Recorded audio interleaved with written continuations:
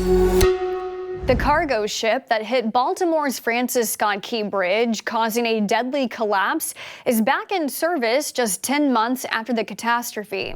The Dali lost power and struck one of the bridge's main support beams, causing the bridge to fall into the river below back in March. 6 construction workers on the bridge were killed, and the maritime disaster disrupted international trade and local traffic for months.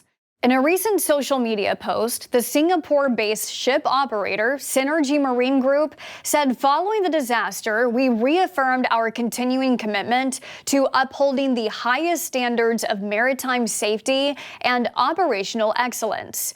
It's unclear if any of the same crew members involved in last year's crash are aboard the ship, but it is once again sailing under the flag of Singapore after undergoing permanent repairs, testing, and recertification in China in November.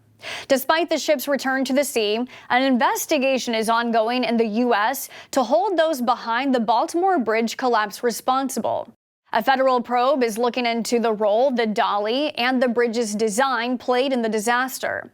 The companies that own and operate the Dali have asked a federal judge to clear them of any liability or limit damages to the value of the ship, plus the revenue it stood to gain from its more than 112,000 tons worth of cargo, estimated at about $44 million. The case is still pending in federal court.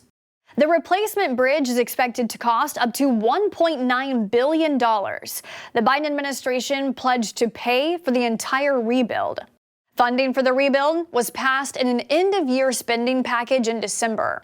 There's currently a debate in Maryland's General Assembly over a bill to rename the bridge to the Francis Scott Key Memorial Bridge when it's completed, adding the word memorial to honor the 6 people who died in the tragedy. Think about the people who lost their lives, and think about the firefighters out of my district that was down there trying to rescue these guys. Well, I think we need to remember that and make it change the name of Memorial Bridge. The bill must clear several hurdles before it comes up for a vote. The move comes after several civil rights groups argued last year the bridge should no longer be named after Francis Scott Key, citing the fact that he owned slaves. For more on this story, you can download the Straight Arrow News app or visit san.com.